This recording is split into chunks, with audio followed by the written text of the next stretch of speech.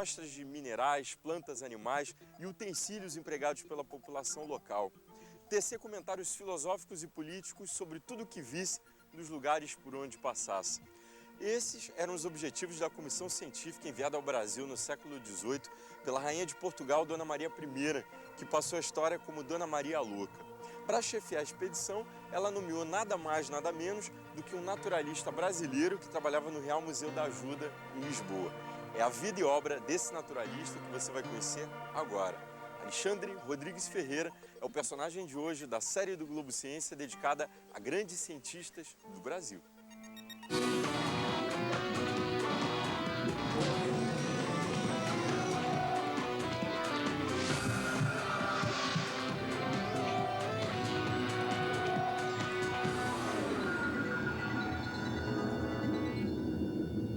Expedição filosófica pelas capitanias do Grão-Pará, Rio Negro, Mato Grosso e Cuiabá. Esse foi o nome dado à expedição chefiada por Alexandre Rodrigues Ferreira, com o objetivo de conhecer melhor o centro-norte do país. Conquistada pelos portugueses no início do século XVII, a região era praticamente inexplorada. Caberia à expedição filosófica implementar medidas desenvolvimentistas e verificar as condições materiais das vilas e fortalezas encarregadas da defesa contra invasões estrangeiras vindas principalmente de franceses, ingleses e holandeses, que disputavam com Portugal o domínio da região.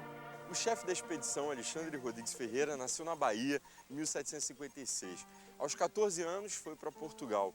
Matriculou-se na Universidade de Coimbra nos cursos de Leis, Filosofia Natural e Matemática. Formou-se em Filosofia Natural e foi trabalhar no Real Museu da Ajuda. Para saber um pouco mais sobre a vida dele, a gente vai conversar com um historiador. Vem cá.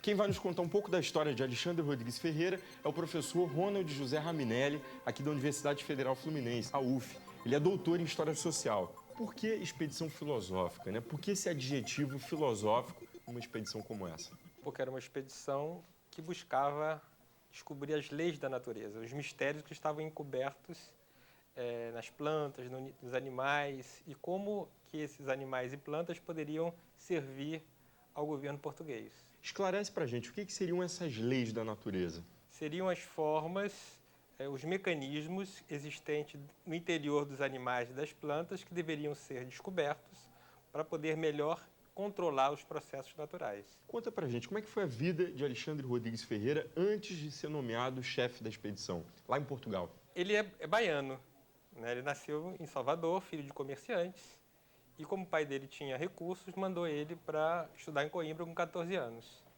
E em Coimbra ele começa a fazer vários cursos, ele começa como estudante de Direito, mas passa para História Natural, porque era um curso que estava na moda na época, e ele começa a estudar História Natural e se encantar por esses temas, né?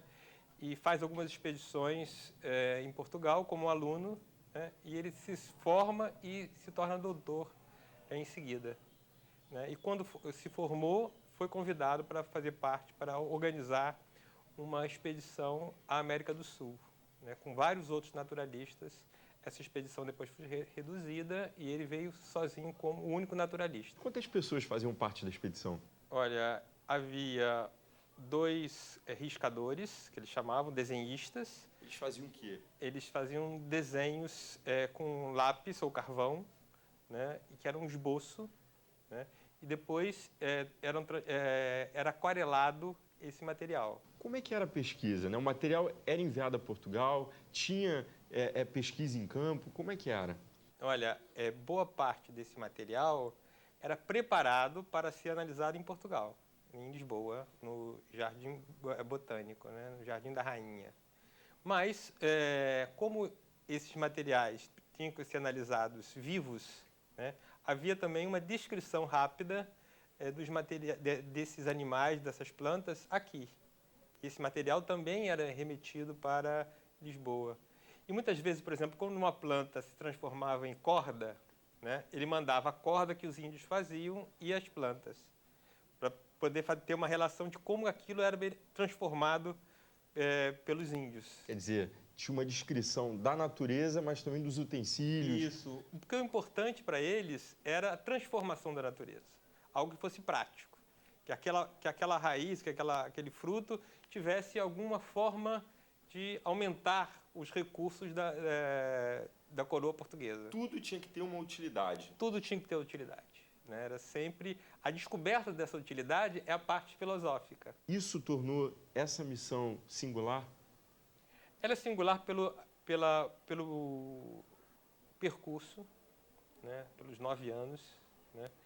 E pela quantidade de temas que ele abordou. Porque ele não abordou só a questão da natureza, né? Das lavouras, ele abordou também a condição dos índios, a história de Belém, a história de todas essas vilas que ele passou. Né? Então, o registro que ele tem dos índios que se extinguiram no século XIX é fantástico. A maioria das etnias que ele analisa, que ele tem memórias, né, que são inconclusas, mas tem, né, desapareceram. Nós não sabemos mais daqueles índios. E o único registro que nós temos é do Alexandre Rodrigues Ferreira.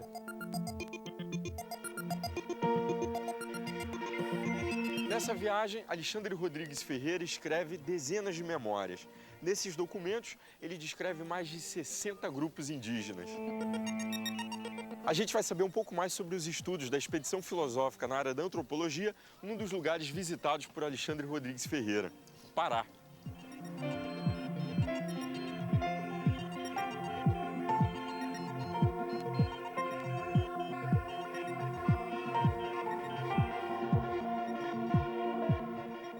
Eu estou aqui no Museu Histórico do Pará, antigo Palácio do Governo. Esse prédio foi construído por Antônio Lande, contemporâneo de Alexandre Rodrigues Ferreira e na mesma época da expedição filosófica. E quem vai nos receber é Mauro César Coelho, da Universidade Federal do Pará. Ele é doutor em História Social. Por que os portugueses se interessavam pelo estudo dos indígenas? Olha, o interesse dos portugueses pelos índios, ele data do início da colonização, por 2 razões. Primeiro, porque os portugueses viam nas populações indígenas potenciais braços para as diversas atividades que o processo colonial exigia. As populações indígenas foram os primeiros trabalhadores das plantações de cana-de-açúcar, por exemplo, até serem substituídos pela mão de obra escrava vinda de África. Mas também havia um interesse por essas populações, porque, dada a escassez populacional portuguesa, a coroa via as populações indígenas como populações que poderiam contribuir para a defesa do território colonial. Então, há esse interesse. Agora, particularmente com relação à região amazônica e à expedição que o Alexandre protagoniza, há um interesse suplementar. Em 1750 foi assinado o Tratado de Madrid. O Tratado de Madrid, ele tenta regular os limites que foram desrespeitados do Tratado de Tordesilhas. E aí Portugal e Espanha assinam um tratado para definir esses limites. E Portugal tem uma ideia bastante interessante, porque o tratado ele estipulava uma cláusula para definir quem era dono do território. E essa cláusula estipulava que seria dono do território quem tivesse ocupado aquele território com seus vassalos há mais tempo. Então, Portugal, em 1755, por meio de uma lei, transforma todos os índios em vassalos do rei português e elabora uma política para civilizar esses índios, para torná-los integrantes da sociedade colonial portuguesa. O Alexandre Rodrigues Ferreira vem com uma atribuição adicional de supervisionar esse processo de integração dos índios à sociedade colonial. Mas ele tem também, como homem do iluminismo, uma preocupação científica com essas populações. Como historiador, como é que você analisa hoje as memórias de Alexandre Rodrigues Ferreira? O Alexandre Rodrigues Ferreira, ele produziu, ao longo de 9 anos aqui, uma imensidão de textos. Só imagens são mais de 1.500 pranchas em que ele retrata tanto a fauna quanto a flora. Esses textos e essas imagens, elas têm um interesse particular, especialmente para nós historiadores, porque elas dão conta de um olhar singular. Porque o Alexandre Rodrigues Ferreira era um homem de ciência e, portanto, ele tinha um olhar desse homem de ciência para tudo que ele percebia, fosse para a paisagem humana, fosse para a paisagem natural, mas ele era também um agente do Estado português. Ele tinha lá nas suas atribuições que supervisionar os estabelecimentos portugueses espalhados pela Amazônia, ele tinha que verificar qual era a atitude dos agentes administrativos. Então ele conjuga esses dois olhares e com isso ele nos fornece uma janela muito particular para que nós possamos apreciar o passado colonial.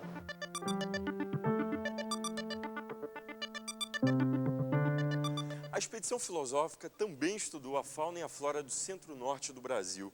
Depois do intervalo, você vai conhecer as memórias de Alexandre Rodrigues Ferreira sobre animais e plantas e vai ver o que mudou nas pesquisas nas áreas de botânica e de zoologia. Daqui de Belém, a gente segue para São Paulo. O Globo Ciência volta depois do intervalo.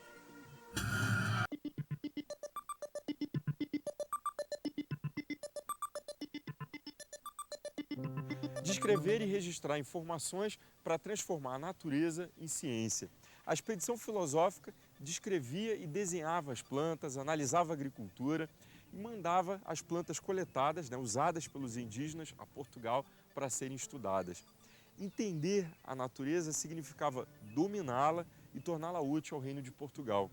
Alexandre Rodrigues Ferreira, nosso personagem de hoje, da série do Globo Ciência dedicada a grandes cientistas do Brasil, ele construiu um acervo tão importante que virou até butim de guerra. Segundo o historiador Nicolau Sevchenko, da Universidade de São Paulo, quando Napoleão Bonaparte invadiu Portugal, ele mandou à frente o botânico Geoffroy de Saint-Hilaire. No caso de Lisboa ser invadida, o botânico deveria correr para o Jardim Botânico e saquear todo o acervo de Alexandre Rodrigues Ferreira e, se possível, prendê-lo. Ele não foi preso, mas parte do acervo dele foi parar no Museu de História Natural de Paris. Que tal a gente saber um pouco mais sobre essa história com uma especialista, hein? Vem cá.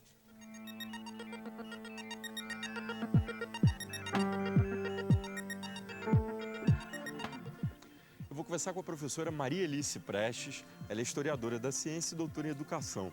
Por que o acervo resultante da pesquisa, do trabalho de Alexandre Rodrigues Ferreira, era tão importante? Ele era importante, ele poderia ter sido muito importante se ele tivesse sido estudado, analisado e publicado na época. O que aconteceu?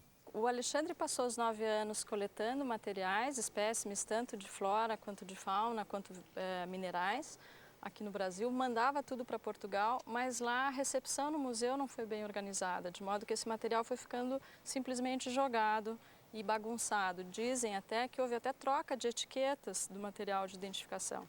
E, ainda para aumentar o mau destino da coleta, quando o Napoleão invadiu Portugal, isso tudo foi saqueado para o Museu de História Natural de Paris, foi levado para lá. Então a gente não tem mais os materiais coletados. O que a gente tem do Alexandre são as pinturas que foram feitas pelos artistas riscadores que o acompanharam, que desenhavam os espécimes coletados. Então a gente sabe do que ele coletou através desses desenhos. Agora, uma curiosidade, Como é que eram as pesquisas na época de Alexandre Rodrigues Ferreira?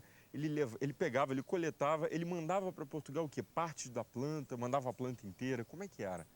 Então, a coleta, especialmente no caso das plantas, o herborismo, ele foi desenvolvido no Renascimento. Então, o que o Alexandre fez já se fazia há 100, 200 anos e não é muito diferente do que a gente faz hoje. Quando são plantas pequenas, você coleta inteira, prensa, organiza numa essicata, pode coletar também o fruto, a semente, etc. Essicatas seriam amostras? Seriam as amostras. Mas eu posso mostrar isso para você, como é feito hoje, que não é tão diferente. Na verdade, vamos ver. Eu vou levar você para conhecer a Jennifer, que é a nossa estudante aqui de biologia e que é craque no assunto. Então vamos lá, Vamos. Vamos? Então, a gente está aqui, a Jennifer está nos esperando, a estudante de biologia aqui do Instituto da USP. Olá. Olá. E aí, o que mudou, Mudou alguma coisa da forma como era feito o trabalho? Hoje, como é que vocês fazem? Conta pra gente um pouquinho. Hoje a gente usa jornal e papelão também, já próprio para isso, bem como prensas de madeira e as fitas. E depois passamos tudo para a estufa. Quer dizer, você coletou esse material, ele vem pra cá pro jornal pra quê? Porque a gente vai secar o material e o jornal vai absorver a água que vai Isso sair. aqui é para quê, essas fitas? Essas fitas a gente usa para fechar a prensa. Entendi. E depois, o que acontece? Qual o próximo passo? Então, Aí vai para a prensa e aí? Então, a gente vai colocar entre o jornal, né? Certo. Então, arruma a planta da forma como ela vai ficar para essicata, que são... Seriam essas amostras aqui, né? Isso, essas são as essicatas, que a gente já pôs as plantas na estufa e tem uma etiqueta com a localização delas, né? Depois que coloca entre os jornais... Quando você fala localização, é origem, né? De onde ela veio, quando ela foi coletada, por quem. Isso. Também as características que se perdem quando a planta é seca, como a cor da flor, o tamanho da árvore. Seria a identificação da espécie. A identificação é outra tipo coisa. a impressão digital dela, seria isso? Isso. Aqui.